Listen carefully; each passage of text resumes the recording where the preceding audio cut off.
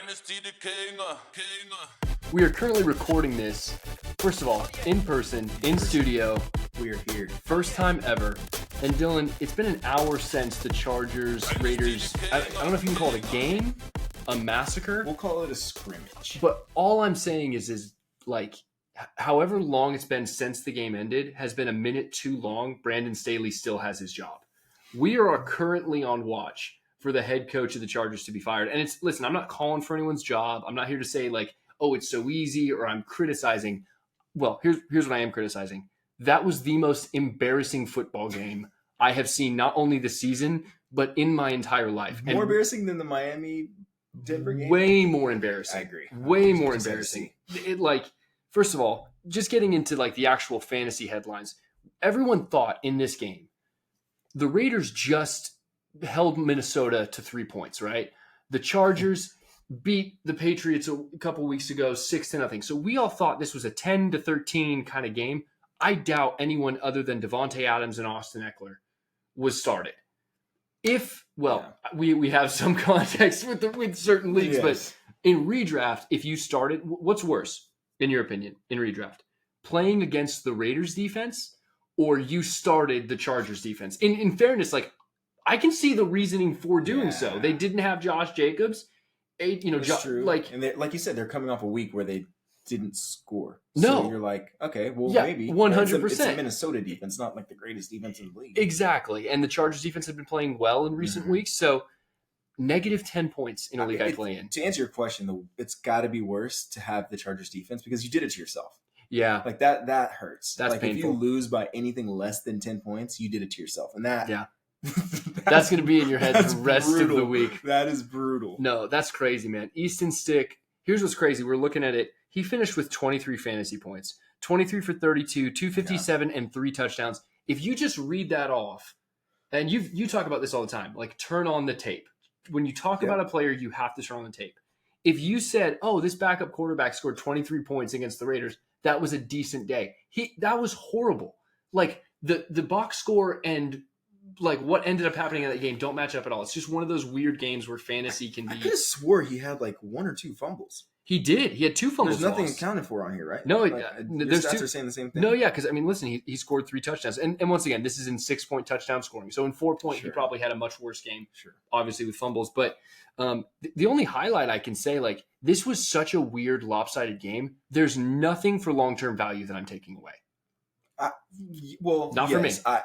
I will, and the person that I want to highlight is not Quentin Johnston. Definitely not. The lack of Quentin Johnston is the highlight. Of Quentin Johnston, yeah. He got a touchdown in garbage time, bailed out anyone that said, well, he's the only option.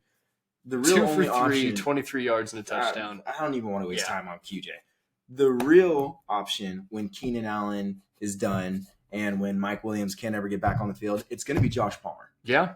Josh Palmer. I know, sure, it was garbage time, say whatever. A lot of his production came on one throw.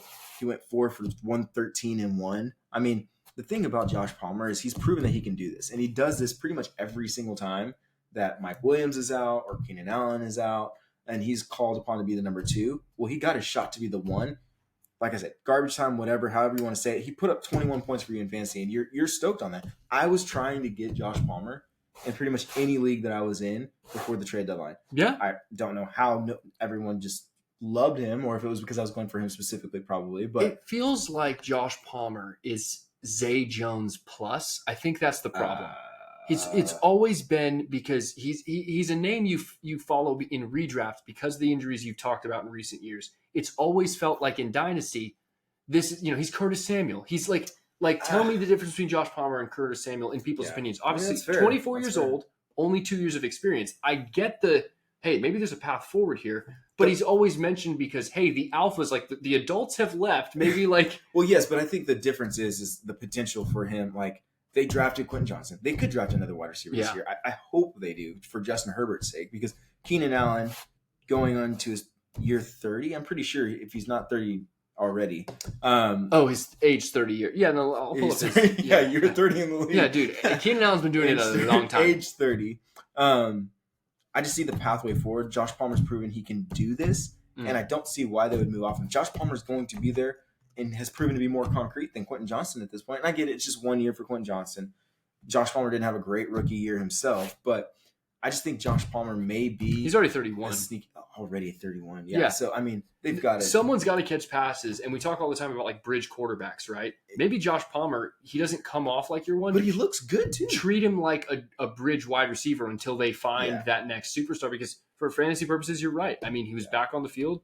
He was productive. I mean, the last time he was on the field was back in, I guess it was week 8. But even before that, he had starting back at week 3, points. He went for 12, then 9 by a week, and he went for 8, 17, then 3. He got injured in that game. So that's great production. He's been the number 2. Like that. And who stepped up outside of him whenever he went down? Isaiah Spiller. No, I'm just kidding. It was absolutely horrendous. Going to the Raiders side of the ball, Aiden O'Connell, he's a rookie, right? Mm-hmm. We talked a little bit about it watching the game. First of all, great to see you in person. I mean, this is like so 15 years of friendship, and we don't see we talked about it. Because of the show, we talk all the time because of the leagues we're in. But it's just different when you're in person with people. But it didn't even feel like because where we're recording, I got here. Yeah. And like we saw each other and it was just like, oh, hey. I was like, wait a second. We're in person. You're real life. Yeah, no. Yeah. Cool sentimental moment there. Moving on. Aiden O'Connell. Bromance. LOL. Aiden O'Connell in person. Is there something there? This was such a bad game. I don't want to be like, hey, let's once again. Got shut out last week, right? Mm-hmm. He did nothing for that offense. They couldn't win against a backup quarterback. But 33 fantasy points, 4 touchdowns, that looks great. Specifically the one to Michael Mayer, I was just like, the dude is so wide open. Bringing that one up. Well, because to me, I'm like, you said the other day, like, Josh, you can't throw the ball 20 yards downfield. I could have made that throw 10 times out of 10. He stood like a statue in the pocket for 4 seconds and then looked to his right. But it was a touchdown. It wasn't every single throw. Okay. I know you're going to bring up there was a throw that impressed you to Jacoby Myers, right? Yes, absolutely. That throw to Jacoby Myers, those of you that watched the game know exactly which one I'm talking about. So sorry if you did. It was entertaining if you treat it as a comedy. The first 8 minutes was actually entertaining. Great time. There was a touchdown. I think it was his – I can't even remember. It was his second touchdown. It was second? Yeah, second touchdown. Oh, yeah, that's right, because Brandon Bolden came after. Yep.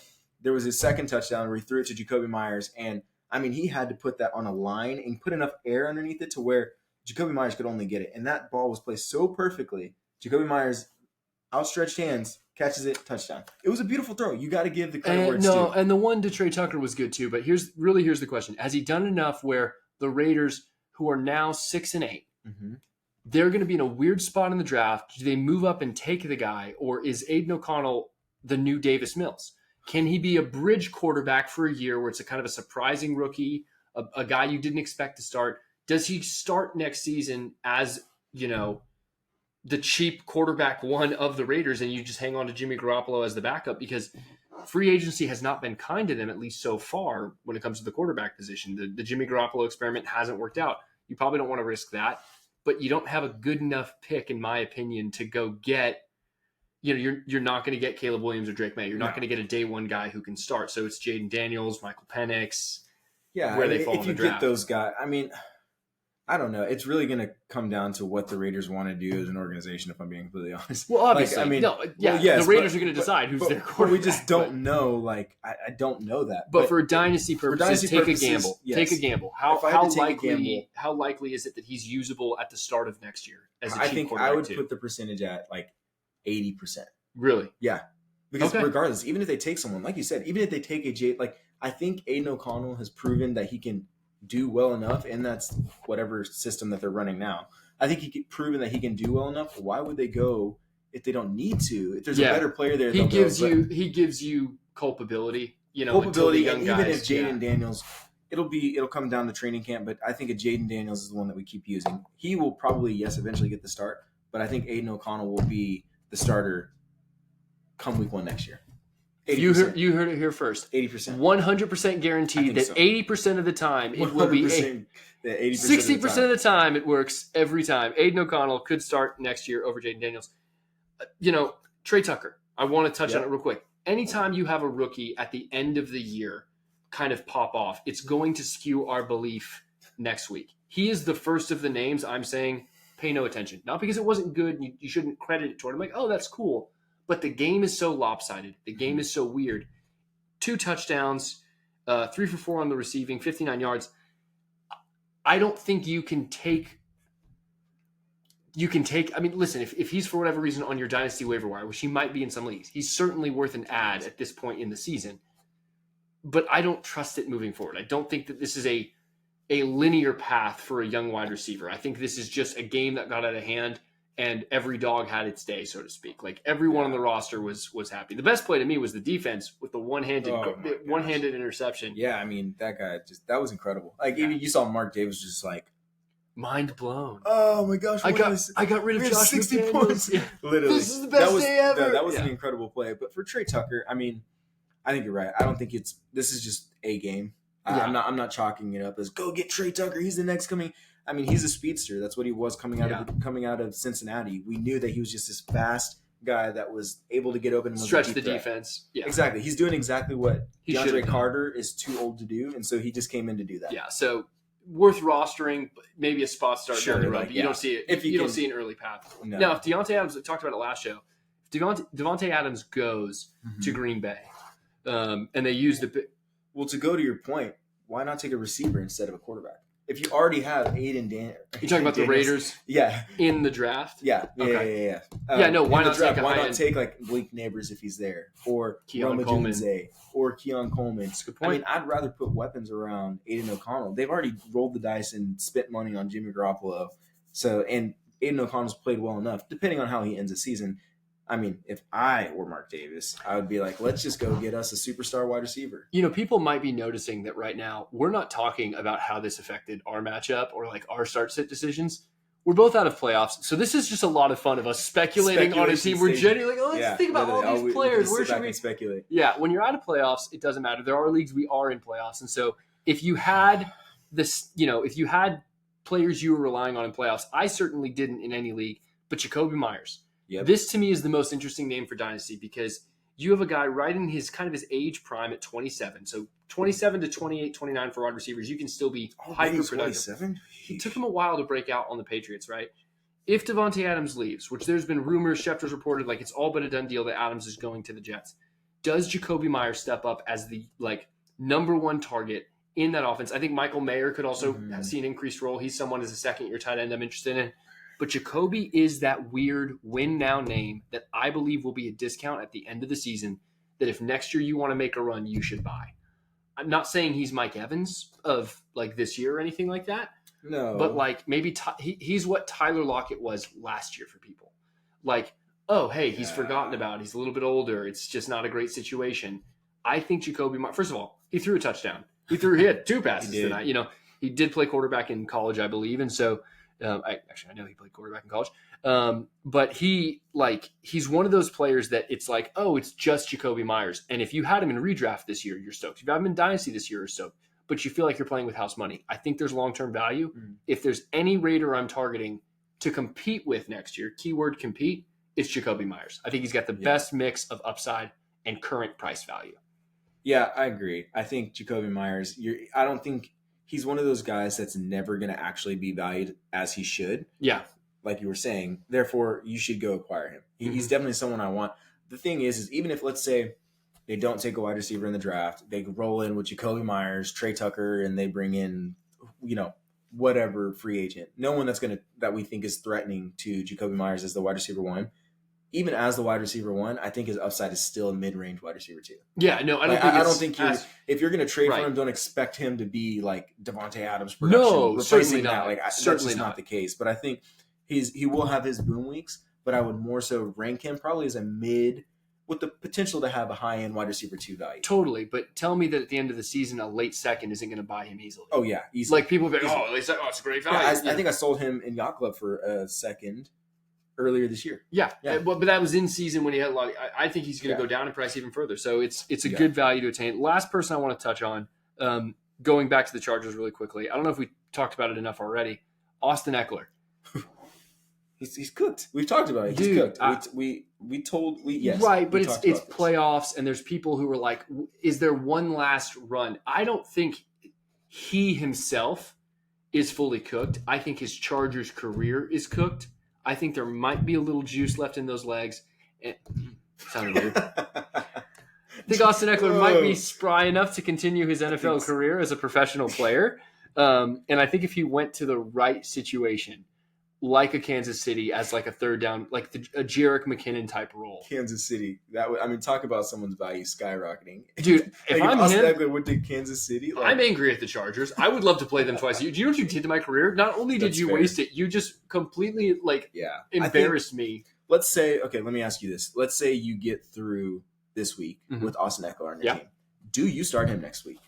It's over who? It's always the number one question is always in comparison to what, right? Okay. Are you starting Javonte Williams over him? Easily. Okay. Without Are you starting question. Joe Mixon over him? Yes, easily. Isaiah Pacheco if he comes back and he's healthy? Yes. Yeah, absolutely. Guaranteed touches. Rashad White, I'm assuming yes. Oh, yeah, by RB4. Jeez. What about Kenneth Walker? See, that's where it gets interesting because let me phrase it to you this way. If Kenneth Walker's like fully healthy in the right matchup, I would still trust Kenneth Walker. It's Austin Eckler. This is how far he's fallen in my mind.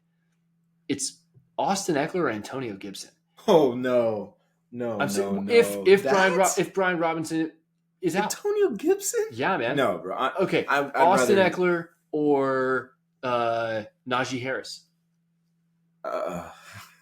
Austin Eckler or Jalen Warren. That's what I'm saying. Austin Eckler or Zach Moss next week if Jonathan Taylor's still out. I still go Austin Eckler there. I still go.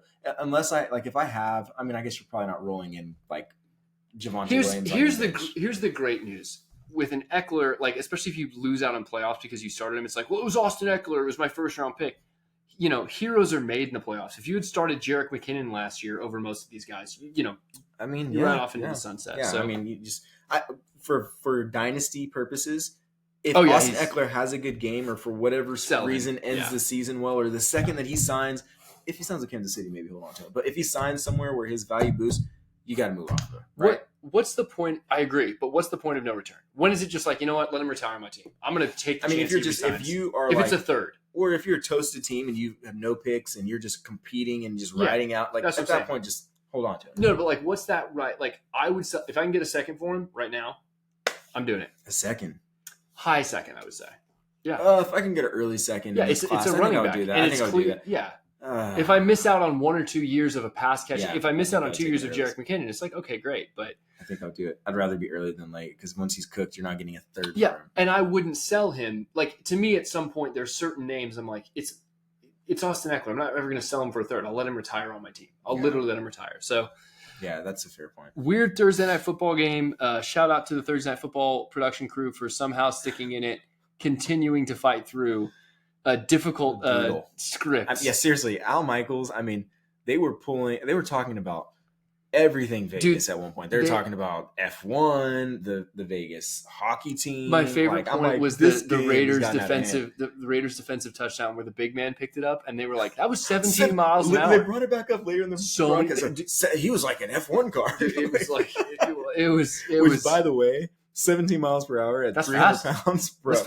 Valid point. I'm glad they brought it up. He was moving. That is the definition of when life gives you lemons. You know, for Thursday Night Football, when you get that game, you do what you can. Well, listen, on the other end of this, we're going to take a quick break. We're going to be talking about the players who are most pivotal to your playoff push. These aren't necessarily players that are going to win it for you. They may win it or they may lose it. The ones you need to be paying the most attention to, the most difficult start-sit decisions, right after this. Okay, Dylan, I don't know whether or not you know the actual origins of the statement, dance with the one that brought you. I knew something like this was coming. I'm letting you cook. No, I'm just saying I don't need to know the origins because I've seen real life examples from you in high school. The idea is when you go to a dance, a date, or a prom of any type, you don't leave your date to dance with another date. Even though sometimes that might be to your benefit. Yeah. Can you relate to that at all? Is there anything you can speak to with that? Any apologies you can issue? No idea what you're talking about. You're a different man than what I knew. I am completely different. You plead the fifth? Man. I plead the fifth. Dylan was known to pivot as to whatever was most beneficial at the time in high school. And listen, I'm not going to fault him. He's a very successful man. He's achieved a lot in his life. And maybe going into the fantasy playoffs, you have to ask that question. Should you dance with the one that got you there? So, Dylan, I want to highlight some players. Pause. We're not going to just skip over the fact that you just made a high school reference and turned it into fantasy football. Yeah. It's life lessons. See, people always say, it's like really popular Fantasy to is say right reality. now. There's that, but also it's not that deep. Time out, pause. You're not trying hard enough if it's not that deep. If you're not learning real life lessons from fantasy football, and if your real life lessons aren't informing your dynasty decisions, what are you doing? True heartbreak doesn't come from a high school breakup. It comes from losing fantasy games because you started the Chargers defense. You don't have a make-believe team that you watch play Sunday. You have a franchise that is connected to the growing industry of sports gambling that you need to lead from authenticity. You need a mission statement, you need a team code, you need a league contract, and you need to pull from experience. So Dylan, from experience, let's say you went to the dance, you got to playoffs with Stephon Diggs, who is owned on ESPN leagues in 55.4% of playoff teams. He's the wide receiver 8 on the year. Stephon Diggs, superstar. Been pretty consistent. But you get to prom, and I don't know. I don't want to be mean and say like why you wouldn't dance with someone. Like I don't want to get personal. Like don't get specific. All I'm saying is if your prom date had been the equivalent of the wide receiver 56, 56, 13, and 57 over the last couple weeks, you might be looking around the dance floor for who you're vibing with. So my question is, what is your belief for Stephon Diggs' finish of the season? Is this a player you can trust? Listen, very rarely are you going to sit Stephon Diggs. You've got to you've got to start him if he's healthy. But maybe do you put in another boom bust player for a high ceiling because the floor is just Gabe Davis. Well, that's a given, but you might need to if you have Stephon Diggs. Like, do you trust him going into playoffs? Would you even be brave enough? Is there anyone you would sit him for? Let's say you had a stacked team. No, I'm not sitting Diggs. Going into the playoffs, you ride I know he's not been hot, but you ride with your superstars. The last thing you want to do is overthink this going into the playoffs, not start Stephon Diggs. Understand, it's the Cowboys defense. I get that, right? You're thinking, look at what they just did to the Eagles, but the week before, DK Metcalf. Exactly. So touchdowns. It's like, do you want to lose because you benched Stephon Diggs, who you probably, if this is redraft, you probably took in the back in the first, second round? Yeah, into the first, second, yeah. Yeah, so like, you're not going to bench him. Certain dynasty teams, you don't do that. Would you in start, dynasty, you don't do Would you that. start if you had the opportunity, let's say it was and this is just for comparison's sake, Brandon Ayuk, Deebo Samuel. No. You would start Stephon Diggs over Deebo Samuel. Oh. You said you asked me two questions. I mean, yeah, that's fair. Brandon Ayuk, no. Deebo Samuel. I mean, if you have Stephon Diggs and Deebo Samuel, probably starting both of them. Okay. I doubt you have the luxury of just let's say hypothetically you do. Yeah, just for the sake of comparison. Obviously, this isn't. There aren't going to be very many teams with this. I think I would start Deebo. Yeah, I would roll with the hot hand, and they're playing Arizona, so it's like. It's a roster construction question more than anything, because the reality is I think Diggs is tapering off in most leagues. Would you sit him? You feel comfortable sitting him? Over a Deebo? Yeah, I said that wrong. Would I start Deebo over? Yes. Dude, you completely just shut down the malfunction. Grammar. No, I would start Deebo over him. I would start. I think there's 10 to 15 wide receivers I would start over him. And there's even some other names on the list. I would take the risk. Do you start Cooper Kupp over Stephon Diggs? No. All right. No. There's a lot of because loyalty of Cooper Kupp's inconsistency. He had a big week last week, but I mean, I get it. But Stephon Diggs, I just gave you the last 4 weeks. I'm assuming you're starting Puka over Stephon. Oh, absolutely. But actually, that's actually probably about the line. Like it's that tier. But are you starting Jamar Chase? Yes, easily. T. Higgins? No. Yeah, you wouldn't try to do the 10 football. Okay. Just had to make sure. Just had to make sure we were still clear. Last 3 games, Dallas, Chargers, and New England. I think New England is the key. I think if you're ever going to do a hero sit of Stephon Diggs, I do think he rights the ship against Dallas. I think that can be a barn burner, or at least a very competitive game, lots of back and forth. Bend, don't break, opportunistic Dallas defense. They live off of turnovers, not necessarily just shutting you down. Chargers, 63 points. We were just talking like Chargers played Buffalo. Who was it? Buffalo. I can't remember how they ended their season. I can look it up. But anyways, if you have any of those teams, you're stoked. It's like Buffalo, Denver, and then someone else. If you have any of those teams, if you have a running back, a wide receiver, you start them. You find that defense and you start your starters against them. Don't even think about it. Don't even question it. I mean, after giving 63 points and Aiden O'Connell going, oh my god, dude, I'm so confident that we're getting Brandon Staley news by the morning. Like he's done. yeah, we were talking. We thought it may have been halftime. Yeah, no, I legitimately may have been halftime. It really could have. Let me see the end of their season real quick. So it's Buffalo, Denver, and there was one I was forgetting. Why is it not showing me right now? Kansas City.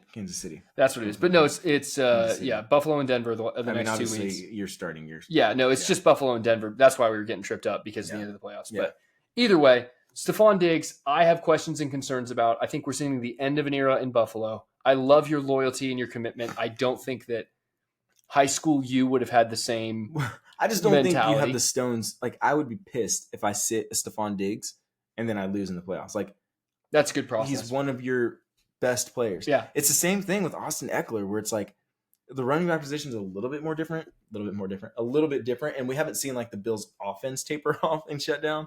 No, that's true. I don't know. I would still roll with Diggs. So who is a pivotal player for you in playoffs that maybe they got you there, but you have to pivot, whether it's injury, whether it's horrible matchups like we talked about, and do you even have the depth to do it? Yeah, the guy that I'm going to discuss, it is very painful because I'm going through this in one of my leagues. I've got to find some way to replace the QB7 on the year. That is CJ Stroud. Oh, CJ Stroud. So, obviously, in my head, he should have been higher. It's because he got injured in the Jets game. Because he got injured. Yeah, exactly. So, I mean, CJ Stroud, you're going into the playoffs. Last week, if you needed him to get into the playoffs, you're not stoked. That's actually one of the reasons I'm in playoffs in one of my leagues. I went up against CJ Stroud. I mean, honestly, like, if you're a CJ Stroud manager, throw that out the window. It was the Jets defense. He lost Nico Collins. He got hurt. All these things. Bad weather. It was just bad. Everything was just bad. The Jets defense is incredible. If you have CJ Stroud, like I said, the QB7, he likely got you to the playoffs. Totally. Unless you needed to win last week, then he probably definitely let you down. Obviously, can you speak to redraft as well here? Like, I don't know what you're going to say, but I'm simply saying, like, there's bleed over, right? Like, in Dynasty, you hopefully have Davis Mills. You can maybe survive a week. You have multiple QBs on your roster. Yeah. So we can't speculate as to what your start-sit options are. But in super flex leagues, Dynasty, if you hopefully have a third quarterback. Yeah, 100%. Obviously, you're starting them. I hope they're whoever they are viable. But play for it redraft purposes. Yeah. So redraft purposes, oftentimes are single quarterback. So on most the waiver, of the time, most of the time are single quarterback. So if you need someone on the waiver to get you by this week, I'm going and getting a Gardner Minshew. That team is playing for a playoff spot, and Gardner Minshew has been playing relatively well. Very good. Michael Pittman Jr. has been playing well. I think if you can go and get a Gardner Minshew, why not? What else are you going to get on the waiver wire? I mean, maybe if Russell Wilson's there, go get him. I don't think he's there anymore. No, they kind of arm up even in redraft. That's for playoffs. Especially for playoffs. Grab, So I mean, but like if Russell Wilson's there, get a Russell Wilson. If you can get a Gardner Minshew, get a Gardner Minshew. I'm not even touching Derek Carr with the 10-foot pole. I'm not putting my playoff fate in Derek Carr's hands. Absolutely not. The Saints are doing it. Miss me with it. I wouldn't touch that. So I would say the number one guy that I would try and go and get would be Russell Wilson, and if not, get a Gardner Minshew or in like a redraft. Yeah, in a redraft league. I mean, no, his last 3 games: Pittsburgh. This is Gardner. Pittsburgh, Atlanta, Las Vegas. I mean, Las Vegas defense is confusing. But all seemingly plus matchups. And you've been a Shane Steichen believer. This goes to your 100%. Anthony Richardson love. The Colts are always scoring 20 plus, and at least for this next week, most likely Jonathan Taylor's still going to be out. So he's already out. He's been confirmed. Okay, cool. Yeah, you update my my rankings. That's good, man. I like that because there's not many places you can pivot, like you're saying. What about the pieces? Because it's not. I mean, obviously Tank Dell that killed me in a league. Like I was on the playoff bubble, and Tank Dell was the wide receiver taking me there. He's out. Nico Collins, your hero, your boy. Also injured, obviously. Yeah. Can you trust? Is this good for Dalton Schultz, or like who do you trust when? Because Stroud will miss this week with concussion, maybe, right? It's up in the air. It's still he still has a chance to play, but it's likely that he'll miss. But he'll definitely be available the week after, and Houston's vying for a playoff spot. So what's left of the Houston pass catchers that you would have confidence starting? I mean, that was going to go into the second half of what I was going to say about CJ Stroud and like him being like a playoff disaster. Like he really is. Like Yeah. he's led you to this point in redraft, dynasty, whatever. Even if he's your QB2 in dynasty for whatever reason, you got lucky. If he's not your QB and you just have his players, yeah. Like, and so if you think about the players around, like I mean, with Nico Collins missing time, Tank Dell gone, I don't know. This is really going to be a true test to see when CJ Stroud gets back if he actually is the truck and not the trailer. Yeah. Remember? That see? was good. That was good. So if he is the truck, then he's going to lift up the Noah Browns, the Dalton Schultz, ideally, because he still has weapons. We've seen Dalton Schultz perform. We've seen Noah Brown perform, but that was with Tank Dell and or Nico Collins on the field. So I'm worried about CJ Stroud as a whole throughout. Even if you get past this week with the Gardner Minshew or Russ or whoever your QB3 is, would you? I don't know if do you have the stones in a deeper dynasty league like we're in? If Robert Woods was on the waivers, no, you wouldn't do it. No, I mean, Robert Woods. I would do Brevin Jordan. You're doomed. You are doomed if you're starting Robert Woods. Brevin Jordan? He's had a couple. He's flashed. Oh man, no, you're digging into that. Must be a deep league. All I'm saying is for CJ Stroud, you might want to pivot. Just punt the entire Houston. Just punt. I'm honestly, I don't even know. So you're saying even when he comes back healthy? Yes, I'm worried. Because of the lack of weapons. Yes, because of the lack of weapons. Because I don't know, man. I'm having a hard time. Like I said, I'm going through this in one of my leagues. I don't know that I'm going to start him. You kind of have to because of how he's performed, but like that was. So one moment you're like, listen, here we go. You're like completely loyal, and you're absolutely like just waving like Stephon Diggs.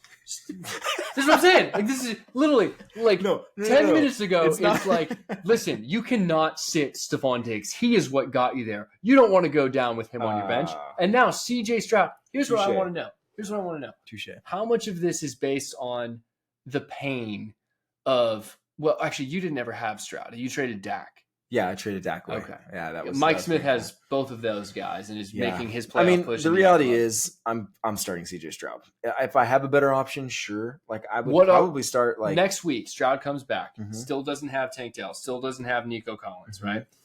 Do you start him over Gardner Minshew? Yes. That was such a long pause. Yes, man. That was not a confident pause. No. I would start CJ Stroud. You didn't say it with any more conviction the second time. There was still another crazy pause. I would start CJ Stroud. Would you start him over Jordan Love? No. Jordan Love above CJ Stroud. Mm-hmm. You heard it here first. Dylan likes Jordan Love more than CJ Stroud. He's got higher dynasty value. Take. That's been the entire...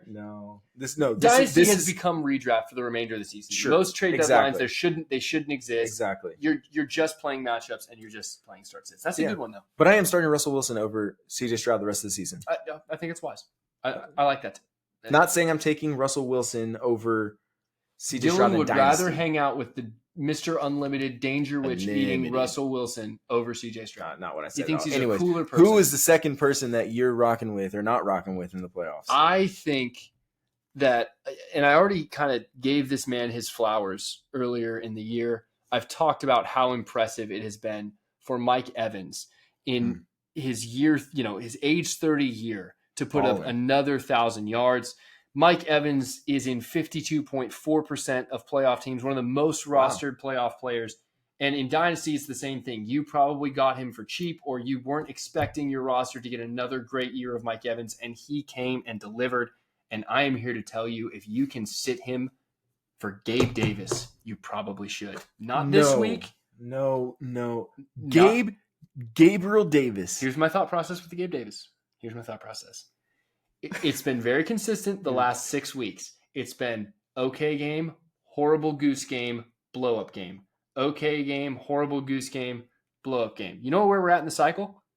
Horrible goose game. It's blow up game coming next. Here's my issue with Mike Evans. Listen, he's always been kind of not a boom bust player in general. I mean, you remember last year. Why did you get bounced off out of playoffs most famously last year? It was Mike Evans, 50-point week, right? So Mike Evans can do it. Against Green Bay, not a great matchup. It's okay. I have no idea. I think Jair Alexander is still out. I have no idea off the top of my head. Green Bay has a decent defense. Whatever. Jacksonville, that's a tough one as well. Good defense. Here's where he's going to kill you. Against New Orleans in the fantasy football championships, Know week where you're going with 17. this. Marshawn Lattimore's been injured, but he will be back. He just got activated. Marshawn Lattimore cancels out Mike Evans. In week 17, I am going to pivot to anyone else other than Mike Evans. He will either, and this is just based on record, the man's gotten in a fist fight with Marshawn Lattimore more than he's put up 20 points against the Saints since Marshawn Lattimore has gotten there. Mike Evans is great. He's awesome. He's a superstar. He deserves to be in the Hall of Fame for fantasy players. He will be, and in the real life Hall of Fame too. Can you really sit someone with that much upside? Yes. It depends on matchup, obviously. He's not someone you should completely punt. I'm simply saying, if I'm at prom or if I'm at the dance, Mike Evans is either the life of the party or he's the complete Debbie Downer for the entire party bus, and he's going to make the whole thing awkward for the entire crew, and it's going to make the after party really weird, and all of us are going to regret it. So, I will text him mutually when we get to the after party and just check in to see how things are going. If Marshawn Lattimore isn't playing, I might start him against New Orleans. But that is my... you got to get there. I'm out but, on Mike Evans. Wow. For fantasy playoffs, I just don't think he's going to be the hero you've normally seen, specifically in championship weekend. The other 2 weeks, I'm fine with it. I don't know that I have the stones to, again, I'm going to go with my conviction here. Yep. Roll with who got you there. I understand Mike Evans. You just punted CJ Stroud. What are we talking about? I understand that. But there's so much that has changed around CJ Stroud. It's not just CJ Stroud's playing poorly. It's his weapons are gone. What do they really compete? I guess they still have a shot at the playoffs. Yeah, no, they're totally competing. I don't know. I don't know that it looks dim. I get it. With his injury, it felt like against the Jets, yes. It's like, oh, that was the best it's going to get. But yeah, I don't know. But Mike Evans, I'm definitely Gabe Davis. Listen, if it's week 17, he's playing New Orleans. Let me pull up Gabe Davis, who he plays in week 17. Gabe Davis? You got to go bold in championship weekend. No, you man. You would go bold with Gabe Davis over Mike Evans, who can give you a potentially 50-point week. Gabe Davis, New England. I don't know. Yeah. Okay. There's no maybe not Gabe Davis, but my champion. I do not endorse George my Pickens here. over Mike Evans. No, I'm not saying. I'm simply saying, in certain matchups, he needs to be the first wide receiver that maybe is in your flex that you need to be willing to take out and put. No, because here's the thing: is you're telling me to replace one boom bust player against New Orleans. It's going to be bad. I guarantee it. I don't care. Mike Evans boom bust under 60 yards receiving. Mike Evans boom bust or Gabe Davis boom bust. If I know one can boom, is more likely to boom, and I'm guessing one is going to bust. It's not simply on the year. I'm taking Mike Evans. I'm saying that, but I'm not. These are matchups, right? It's not 50-50. Just any week flip a coin. There is data that goes into why certain weeks are certain weeks. Just like we all knew this last Thursday night, it was going to be 13-10, and it was. I may have just killed my own argument. What did Al Michael say? I know. No one ever knows. No one knows anything. Exactly. Except everyone knows nothing. I think it's a safe bet based on the knowledge we have not to start Mike Evans in week 17. This is going to I make don't or even break have my to. fantasy I don't even have career. to argue with you anymore. No, I'll just let you talk. This is the best timestamp. I cannot wait for week 17. If Mike Evans goes off, it's going to be one of those real. The bottom line is you're not sitting Mike Evans. No, you're not sitting him. If he has the opportunity to boom and you've seen what he's done, he's a top 10 wide receiver on the year. You're not sitting that. Well. Okay. Yeah. You start Gabe Davis over Mike Evans and let me know how that goes. Meanwhile, I'll let you know about another wide receiver that we should definitely be somewhat concerned about. Really? Yeah. Well, can we take a quick break for commercial, and when we come back, you can reveal it, because I just need a moment to digest the fact that I just planted a flag on Mike Evans. We're going to take a break, finish out all of the playoff players that we believe are volatile that you should be paying attention to. All right, we're back from commercial. Kind of a weird commercial break for us. We don't usually take ones right in the middle there, but you know what? Yeah, you kind of cut me off. Well, the conversation was just so heated and juiced, and I wanted to make sure that people, you need a palate cleanser every once in a while, because I took a look at your notes, and this one's spicy. I'm glad spicy. People were able to take a beat before getting to our next playoff player you need to pay attention to. Because listen, this could be league winner for all I know. You could be like, hey, this guy is the key to victory, or you could say that this guy is complete toast. Yeah, the guy that I'm going to talk about, he's been a little local. What was that? You haven't seen the Zion Williamson? Bro, Bro. do not even try to turn this into a reference. Listen, I have no knowledge of what this is. My belief right now he doesn't understand is that, basketball. There's a Zion Williamson interview where he's like, "Yeah, we're a little bro. You were trying to pull up a plane that crashed. Like you. No, you could have been like, "Hey, have you seen that Zion Williamson clip?" And then done the thing. No, you looked me dead in the eyes and gargled, and I was like, "Pause." And like, I'm like, "What just happened?" Like. Lackadaisical. Oh, man. That's how you say that word. Oh, but please get on to the lackadaisical player that you'd like to bring up and try to convince me that was a Zion Williamson reference. Oh, it really was. It's all over Instagram. Anyways, if I would have told you beforehand, it would have completely ruined it, and then it would have been spoiled. Anyways, we're gonna continue. We're gonna ditch the lackadaisical comment. The guy that I want to talk about is the current wide receiver 9, and the last 3 weeks. Let me tell you his numbers. Can I guess who the wide receiver 9 is? After I tell you these numbers. Okay. He had, in week 12, 14 points, 11.9 points, 3.6 points last week. Who is the wide receiver 9 I'm talking about? Bad week. I wanted to go Jamar Chase, but I know it's not him because I have him, but that would I know he had a disappointing game. Is it Amon-Ra? It is Amon-Ra St. Brown. Ding, ding, ding, ding, ding, ding, ding, ding. Amon-Ra St. Brown. And the reason why I bring him up is because, again, the wide receiver 9. However, my concern is not even really Amon-Ra St. Brown. It's Jared Goff. The dude has not been playing well at all. And we're seeing the production for the last 3 weeks go like this. It's now tanking. For those who are audio only, Dylan did point down. Sorry. Going like Pointing this down. It was not straight going down. up. It was a It was negative, it was bad thing. Thank you for clarifying. Gotcha. And listen to who he plays, okay? In week 15, which is this week in playoffs, Denver. Ouch. Denver has very good defense.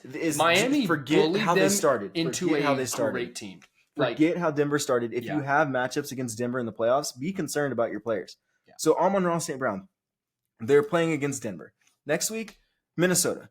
Call it what it is. Sure, Minnesota may be a better matchup. If you make it to the championship with Amon-Ra St. Brown, he gets a date with Dallas. Yeah. In Dallas. Listen. But that could be a barn burner, right? Detroit and Dallas, I don't know. I mean, do you think Detroit's better offense than Philly? I do, in a vacuum. I don't think Goff is better than Hurts, but I think they have better weapons, especially. I mean, DeAndre Swift's a good back. It could go either way. I'm just not excited seeing it's not. Even this week, good. I'm not excited seeing coming off of a game against Chicago, who we know Chicago is not a great defense. You feel they're not bad. In recent weeks, since when does your love for Fields translate into your belief of their defense being good? Watching way too many Chicago games that they were in because of their defense in recent weeks, hoping that Fields would be in a barn burner. That's where it comes from. Fair. Either way, coming off of a sub 4-point game, you're not excited about Amon-Ra St. Brown, and going into the playoffs, I don't feel great because he's probably your wide receiver 1. Yeah. In most leagues, he's your wide receiver 1. Redraft, Dynasty, he's your wide receiver 1 going into the playoffs, and he's rostered in 57% of leagues that are in the playoffs. Teams that are in the playoffs. Sorry, 57% of teams in the playoffs. But what do you do? Because you can't. Mike Evans, you roll him out, but you just don't feel good. You just listen, Amon-Ra St. Brown owners. Dylan is here to deliver the bad news. You had a great season. It bad sucks news. to be you. But the reality is we're talking about these guys, but are you're not sitting Amon-Ra St. Brown? No. Here's what I'll say: the Dallas game actually gives me hope because the Dallas Cowboys defense. You've got to make it there. You've got to make it past Denver. That's true, and that's Patrick Surtain. Patrick Surtain is incredible. He's a guy. Their offense, the Lions' offensive line, for some reason, has not been protecting well, and so that front of Denver is going to get after Jared Goff, and I don't know. They could be turning this more into a dynasty conversation. Okay. Obviously, you're just trying to win, and we got a theme here, but Amon-Ra is such a sexy name in Dynasty right now because it's young. He overperformed. He kind of had this great linear path. Every season he's had so far has been an improvement on the season previous, right? Is this the year that he hits the ceiling? This is a top 10 wide receiver, but probably not ever really going to be your top 3 guy. We always bring up the comp. He's the new Keenan Allen, right? Is this the year where everyone starts to see him with kind of the correct, hey, this is a really good top 10 guy, not a top 3? Because on Keep Trade Cut last show we did, wide receiver 3. That's ridiculous. That's absolutely ridiculous. Yeah, this is before this weekend's game. That is, I don't. Amon-Ra, I've never been like huge and super high on Amon-Ra. I've thought he's grown on me. I was absolutely wrong about him. I'll say that. I was absolutely wrong about him initially. I did not think he was going to be even regarded as a top 10 wide receiver. Right. Now there's no argument against that. No, totally. He's top 10. Yeah. But you're absolutely correct. I think this is the season where people start to come back to reality and see like, okay, he's a top 10, back end top 10. I wouldn't even say like right now. Garrett Wilson or Amon-Ra St. Brown in the Dynasty. Garrett Wilson. Yeah, me too. Garrett Wilson, and that may sound crazy because of the production that Amon-Ra's had. I just think there's more upside to Garrett Wilson, and we're seeing something starting to spark. I don't know. Zach Wilson may actually be a thing. Yeah, and the last 3 weeks, 14, 11, and 3, Jameson Williams has been a little bit more involved, and I don't think he's a long-term. It's Sam Laporta too. Yeah, that was another guy. Like, there's just more weapons there. Jahmyr Gibbs, David Montgomery, both players that need 15 touches a game because they're both excellent with what they do with it. And Gibbs, a lot of it comes in the passing game. So I get the pump the brakes kind of vibe. I just feel like you needed to give people some hope or some pivots there. It's just like, hey, bad news, guys. Amon-Ra is not winning you your championship. No, I mean, it's more so. Yeah, I don't know what to tell you. You're screwed because you're starting Amon-Ra St. Brown. I'm not giving you hope. I'm sorry. This is actually more pivoting to Goff. If you could pivot off of Goff, would you do so? Pivot off of Goff? Absolutely. Yeah, redraft. Gardner Minshew or Goff? Absolutely. Give me Gardner Minshew. I do not trust Goff. Bold one. Tommy DeVito, the cutlets with the rushing upside. You're giving me a hard time. Is it this? Okay, so you see what you did there. It's great. Dylan does the arms, okay? You don't do – it's stoic arm and you flick the wrist. That's ridiculous. Well, come on. You know what I mean? If you do this, you're flailing about. What do you know, it's a very different – it's culture. You wouldn't understand. Apparently I'm not cultured. Actually, let me go back to Amon-Ra St. Brown. I feel like you can sit in Amon-Ra St. Brown if you have – No, I can't. Bro, you tried. I tried. Come back to me. I've got you. I'm gonna fix the problem. I tried. I literally thought I was gonna sit a player, and I was like, there's no. You're not gonna sit. The targets are almost always guaranteed. Like almost always. Chicago, that was a weird one. Like, yeah, I mean, he had 3 catches, but he still had 8 targets. The week before, he had 6 targets. He just had a touchdown. Well, and only 2 receptions. That's what's concerning. 2 for 49. 2 receptions. Yeah, but that was receptions. That was the Sam Laporta week. That was Sam Laporta for the 140, and they put up 21 points like right away on the Saints, so he wasn't needed. To go back to what we were talking about earlier, you pressed me with would I start? Who was it over Deebo Samuel over Stephon Diggs? Would you start Deebo Samuel over Amon-Ra? I would start Deebo Samuel right now over all but 5 or 6 receivers. Like, he's been on fire. I would do the same. I would start Deebo Samuel over Amon-Ra. There you go, people. So that Josh can't say that I'm not Mr. BetterHelp. Go ahead and start Deebo Samuel over Amon-Ra St. Brown. Visit betterhelp.com for Dylan's takes. I love it. Spiraling. I love it. It's been a long night. It's good to see you in person. All right. Next player I want to touch on. I've been really negative. I've said 2 guys to pump your brakes on. This is someone who I think I would pivot to in the fantasy playoffs. And I want to preface this by saying in 6-point passing touchdown leagues, like it has to be that. If it's 4-point, I'm sticking with Justin Fields over this guy. I'm sticking with. Oh gosh, I'm not sticking with Justin Fields over anyone. Yeah, well, that's because you're wrong. Go ahead.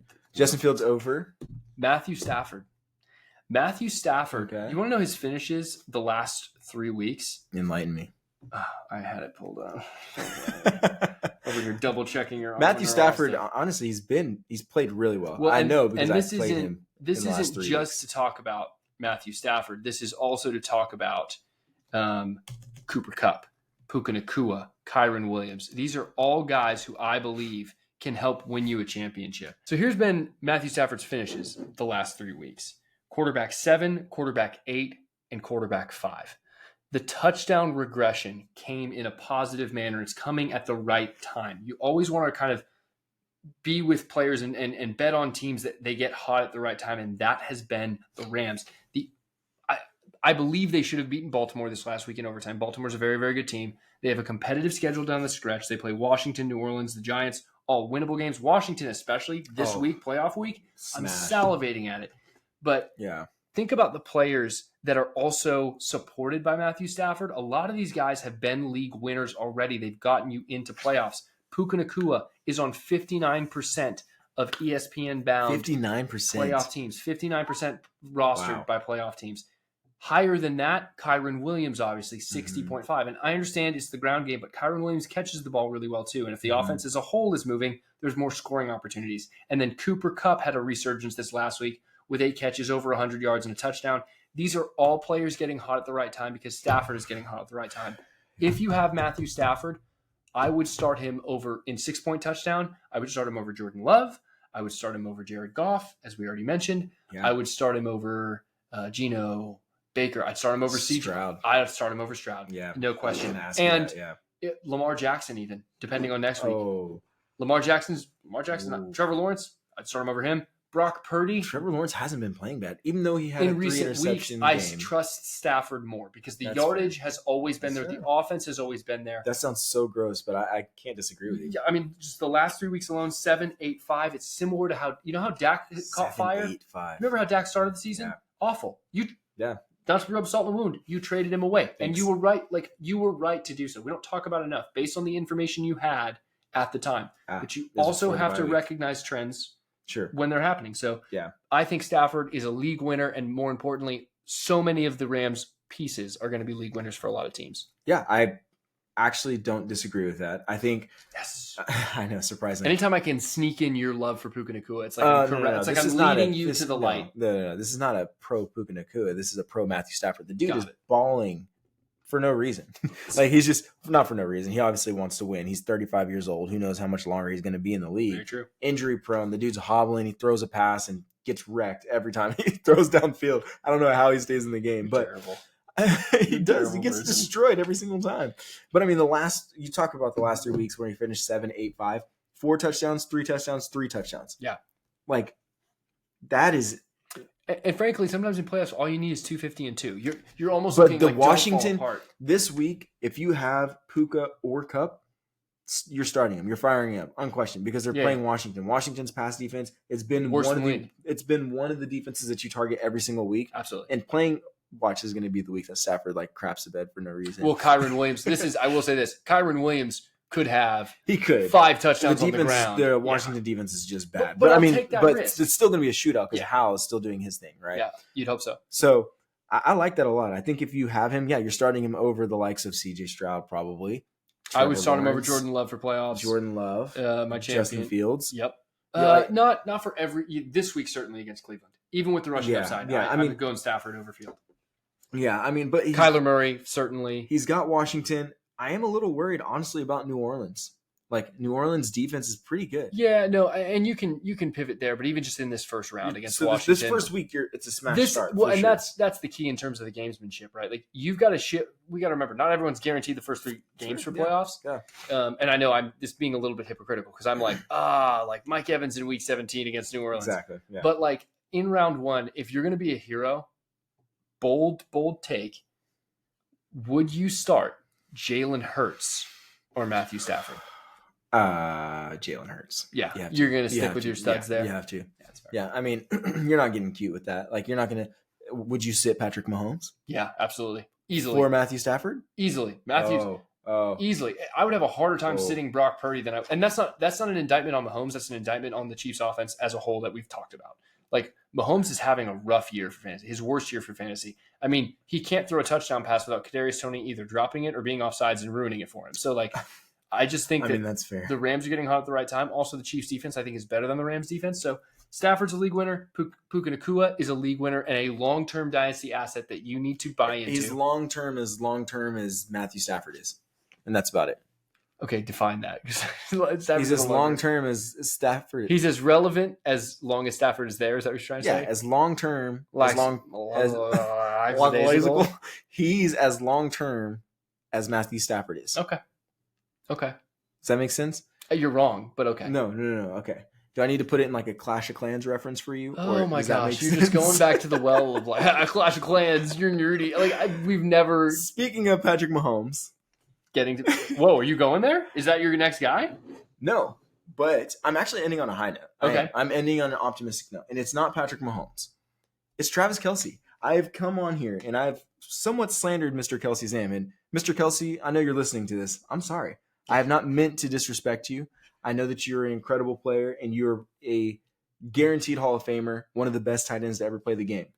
And you know what? I'm going to endorse you even further because I think Travis Kelce is going to turn it around and he's going to be someone that you're obviously, yes, you're banking on. And you're going to you're starting Travis Kelce over. You're starting Travis Kelce, but he hasn't been the Travis Kelce that we're used to, right? Like we're used to seeing these crazy numbers. Now he's still, Travis Kelce, he's still the tight end one. No, but I mean, this is the only tight end taken at the top of redraft leagues in the first round. Like this is a guy that even in a startup, we were in this last year. You took him in the second, right? I did. You traded him away. I did. I traded him away for Anthony Richardson. Yeah, it worked out. But not straight up. Not straight up for Anthony Richardson. Yes, no. So Travis Kelce, he's the tight end one on the year, like we talked about. But these are not numbers you're used to hearing from Travis Kelce. Starting at week 8. You ready? Yep. 8 points. Gross. 2.9 points. Disgusting. 11, 12, 10, 11. Okay, you're not upset with that. That right? sounds like numbers I want from TJ Hawkinson. You know what I mean? Like, all right, I'm not like, yes, TJ Hawkinson, like Cole Kmet, yes, like the seems all right. Where's the week winning games? The Travis Kelce week winning games. Yeah, they're coming. You believe it? I believe it. I 100% believe it, and I even believe it this week against New England. I think the Chiefs are out on. They're going to be after that Buffalo game. They should have won that game. Put it aside. Kadarius Toney lined up, whatever. They should have won that game. They're going to come out hot, and they know they have to come out and win the rest of their games to make a stance and actually get that playoff bye if they even want a chance at getting the bye. So I think they're going to come out against New England, and they're going to do their thing. I think Travis Kelce is going to be huge, and I think they're finally going to come around to we need to run this offense through Travis Kelce. We cannot get cute. We cannot have Rashee Rice be the focus. We can't have Isaiah Pacheco, who's injured. They're not going to have Isaiah Pacheco, or I'm not sure they're going to have him this week. I think Travis Kelce becomes the focal point, and it's just Mahomes and Kelce takeover, and he's going to get hyper-targeted. I mean, we saw last week, 10 targets. Yeah. Like 10 targets. That's what we want to see. It's got to convert into touchdowns, and I think they're going to start hitting the touchdown stride. They've got New England this week. They've got Las Vegas, and then they've got Cincinnati. I think all of those games, I think Travis Kelce turns it up, and we start to see the Travis Kelce that can get you 15-plus a week. Double down, go get Travis Kelce. He is on 51% of playoff teams. That's crazy. With such a down year that he had, like that's what I was just. But he's still tight end one. He still played better than that. When we talk about floors, but it's like he didn't play when you needed him. It's so funny to me. Like Travis Kelce fell to his floor, and his floor is still the tight end one. and we're upset about it. So he spoiled us for years. A great player, hopefully with a great finish to the year. I don't disagree at all. You're not sitting him. If for whatever reason you do have a trade deadline still open, what's he worth to win a championship? Would you trade a high second or even a first? Contender, I would a 25 first. I would 25 first. Yeah. You would do it. You pull the trigger to go and try. Yeah, to go win a championship because there's a chance. Also, you're already in playoffs at this point. 1, maybe 2 years. Also, there's still a chance at that. So it's not looking very likely, but I think there's still a chance. I think him and Taylor get engaged right off into the sunset, and he rides off into the sunset. This is not Kelce propaganda hour. Never know. So let me ask you, Travis Kelce, how good do you feel starting Travis Kelce? To be honest, it's good to hear. I think it's better to hear and remind yourself his floor is most guys' ceiling. But I'll be honest, I would start a couple guys over him. Who? David Njoku, if you want for the hero play. You cannot do that recency bias stuff. It's not recency bias so much as it is Joe Flacco has been the quarterback for like 2 games. And in those 2 games, David Njoku has been electric. You're never going to sit Travis Kelce. Like you just can't. I think that's the good reminder. But are there guys like in a DFS and are there players that based on acquisition cost in a vacuum, it's like, yeah, of course I would like, is Jake Ferguson a better value this year than Travis Kelce? Yes, he has value. Sure. Right. But does that win you a championship? And so we just have to remind ourselves, very similar to how we started the show. It's not about just what the box score is going to be. It's about winning certain matchups in certain games. I also believe Mahomes is great. Yeah, and we've seen the best quarterback of this generation. Great quarterbacks turn it up when it's time. Yeah. Tom Brady did the exact same stuff where he was all right. Then it came time. Oh wait, the Patriots may not make the playoffs. Turns it on, and that's when the offense gets going. I think Patrick Mahomes, Travis Kelce get it going, and I think Travis Kelce will. I don't want to say be a league winner because he's Travis Kelce. You kind of expect that, but he can be the catalyst for your team. If you got into playoffs with Travis Kelce, the question I have from the teams, the question those teams will have is, do you have the supporting cast around him? because Well, obviously spent a you did. first round pick, or Obviously, you did. If you made playoffs with Travis Kelce, snuck in. You know, you can sneak tight in. end one still isn't like. I'm not just talking about the whoa. tight end one. I'm talking about, okay, in a redraft league, which we already Sure. talked about, you took him in the first round. So you sacrifice. Now, you may have, oh, crap, I missed out on Austin Eckler. Yeah, you dodged a bullet. So I think it's good to be reminded of his floor. I think this is the last year of Kelce dominance and relevance, and I would love to send our king off with a glorious finish. On a high. It would be good. Speaking of finishes, that is going to be it for this episode of Dynasty Exchange. Fun to be in studio, man. It got a little wild, got a little crazy. It did. It's a little weird. It's like seeing you and not like having a delay. Yeah, but like actually being able to interrupt you and I'll be like, but it's good. Some have said that our other shows have been a little lackadaisical. I'm still going to look it up. I think you're completely I'm going to show lying. you as soon as we end this. Well, we need to end this, so I need to make sure that this guy isn't a liar and didn't just gargle in front of my face. Pause.